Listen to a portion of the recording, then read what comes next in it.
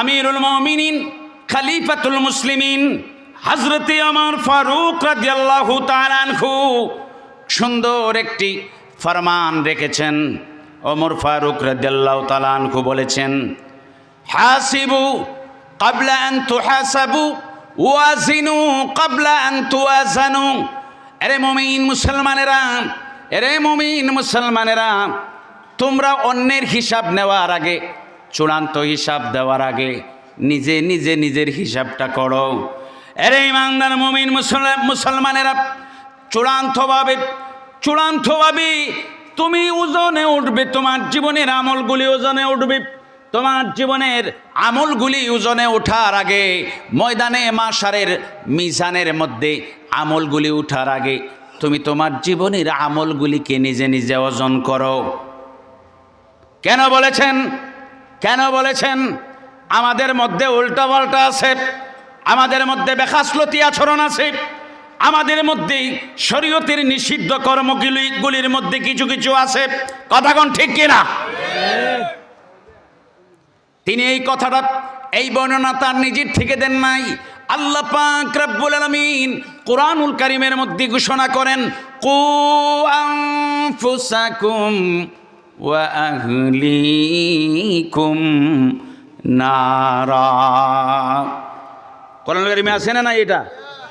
রব্বুল আলামিন কোরআনুল কারীমের মধ্যে ঘোষণা করেছেন। এটা ঘোষণা না, এই তো কথা বললে আমার কথা একটু লম্বা হয়ে যায়। এটা শুধু ঘোষণা না, এটা অর্ডার। এটা কি? কোরআনুল কারীমের সব আয়াতগুলিতে আল্লাহ পাক কাজের হুকুম দেন নাই। সব আয়াত অর্ডার সম্বলিত আয়াত না। কিছু আয়াতে আল্লাহ পাক রব্বুল আলামিন নিজের কুদরতের কথা বয়ান করেছেন, কিছু আয়াতের মধ্যে মাখলুকাতের কথা বয়ান করেছেন, কিছু আয়াতের মধ্যে মাখলুকাতের গুণাবলীর কথা বয়ান করেছেন, কিছু আয়াতের মধ্যে মানুষের শ্রেষ্ঠত্বের কথা বয়ান করেছেন, কিছু আয়াতে কারিমার মধ্যে ইমানদারদের মর্যাদার কথা বয়ান করেছেন, কিছু আয়াতের মধ্যে জান্নাতি খাসলতের কথা বয়ান করেছেন, কিছু আয়াতের মধ্যে জাহান্নামী বদ খাসলতের কথা বয়ান করেছেন, কিছু আয়াতের মধ্যে আম্বিয়া আলাইহিমুস সালাতু ওয়াস সালামের শান আজমত বয়ান করেছেন, কিছু আয়াতের মধ্যে নবী রাসূলদের জীবনের গুরুত্বপূর্ণ ঘটনার বয়ান করেছেন, কিছু আয়াতের মধ্যে ইমামুল মুরসালিন আপনার আমার নবীনা মুহাম্মদুর রাসূলুল্লাহ সাল্লাল্লাহু আলাইহি ওয়াসাল্লামের মহান আজমত শানের বয়ান করেছেন। আর কিছু আয়াতের মধ্যে আল্লাহ পাক রব্বুল আলামিন ইমানদার মুমিন মুসলমানদেরকে বিভিন্ন কাজের হুকুম দিয়েছেন। সব আয়াতে হুকুম দেন নাই, সব আয়াতে হুকুম দেন নাই, কিছু আয়াতে হুকুম দিছেন। আল্লাহর হুকুম সম্বলিত যে আয়াতে কারিমাগুলি, সেই আয়াতের মধ্য থেকে একটি আয়াত হলো কু আনফুসাকুম ওয়া আহলিকুম নারা। কথা আপনারা বুঝতে পারছেন নি? হ্যাঁ, অর্থাৎ এই আয়াতে কারিমার মধ্যে রাব্বুল আলামিন আমাদেরকে অর্ডার করছেন। সব আয়াতে অর্ডার করেন নাই, কোন আয়াতে ঘটনার বয়ান করছেন, কোন আয়াতে গাছের কথা বয়ান করছেন, কোন আয়াতে সূর্যের কথা, এরকম আছে না নাই? এই আয়াতে কারিমার মধ্যে রাব্বুল আলামিন আমাদের কি হুকুম করেছেন, অর্ডার করেছেন। কি অর্ডার? রাব্বুল আলামিন বলেন, কু আনফুসাকুম,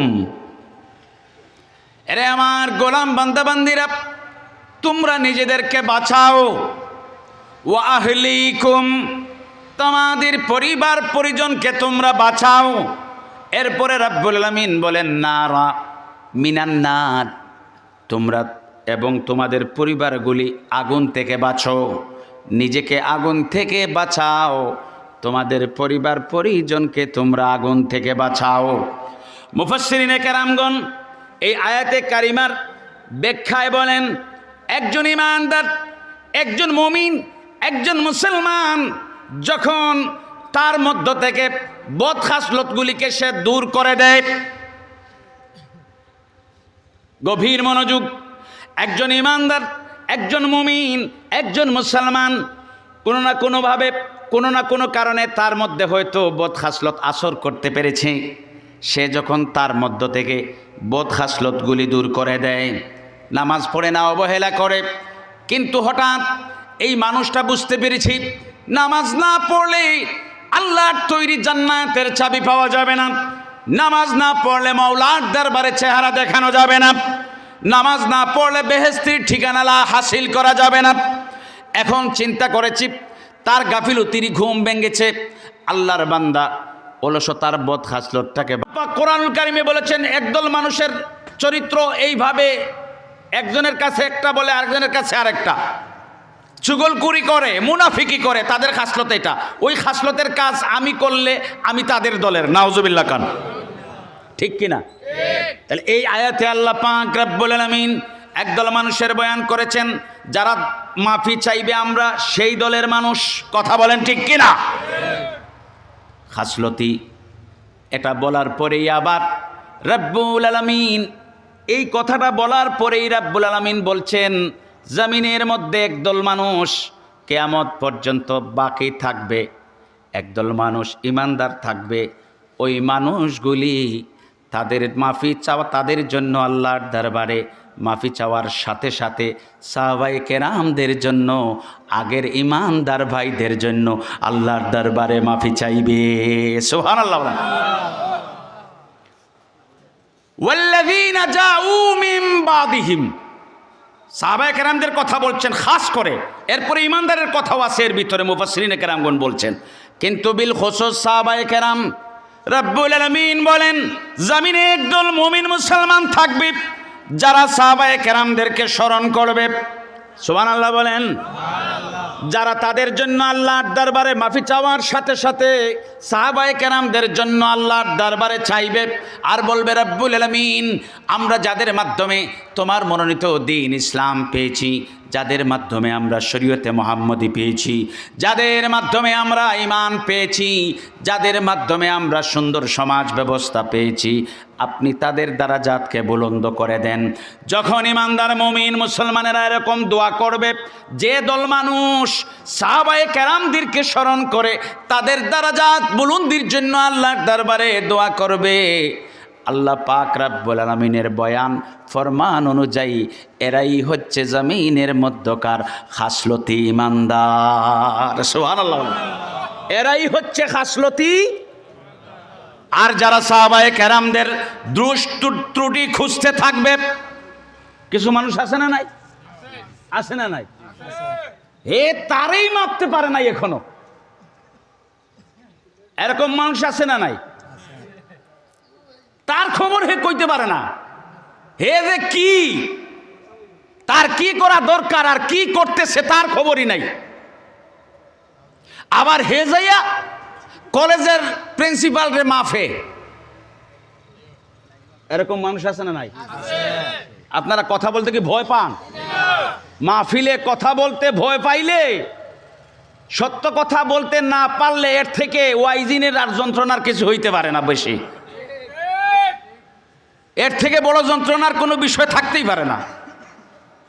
আমাদের বলে দেওয়া দরকার, এই সমাজের বিমার আইডেন্টিফাই এগুলি করার দরকার আছে না নাই? রোগ চিহ্নিত করার দরকার আছে না নাই?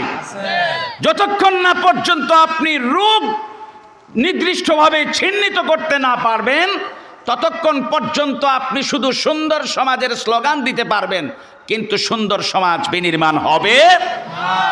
আর রোগ ধরে ধরে যদি এর ভিতরে ঔষধ করতে পারেন, তাহলে আপনার স্বপ্ন আজ হোক কাল আল্লাহ পাক বাস্তবায়ন করে দেবে। কতক্ষণ ঠিক কিনা? আজ হোক কাল বাস্তবায়ন হবেই। বিমার ধরার দরকার। সমাজের কিছু মানুষ নিজে কি জানে না জানে, হেই জানে, তার আল্লাহ জানে, কিন্তু হে যখন যাইয়া মুরব্বীদেরকে বেইজ্জত করে, উলামায়ে কেরাম শিক্ষিত মানুষকে তুচ্ছ তাচ্ছিল্য করে, বেইজ্জত করে, তার এই কাজ এটা কি সহি না গলত? এই কাজ সমাজকে সুন্দর সমাজে পরিণত করবে না সমাজকে আরো বিশৃঙ্খল করবে? তাহলে আপনি করতে চাইছেন ভালো, হিতে বিপরীত হয়েছে কি খারাপ। আপনি মুখে বলতেছেন আমি ভালো চাই, কিন্তু হইতেছে খারাপ। কিছু মানুষ আছে সাহাবায়ে কেরামদেরকে নিয়ে কথা বলে, বলে কি বলে না, নিজের হিসাব নিজেই কইতে পারবে না, নিজে ওজন করে নাই যে হে কোন পর্যায়ে আছে, নিজের ওজন নিজের কাছে নাই। আমার ভাইরা, আমার বাবারা, এই জন্যই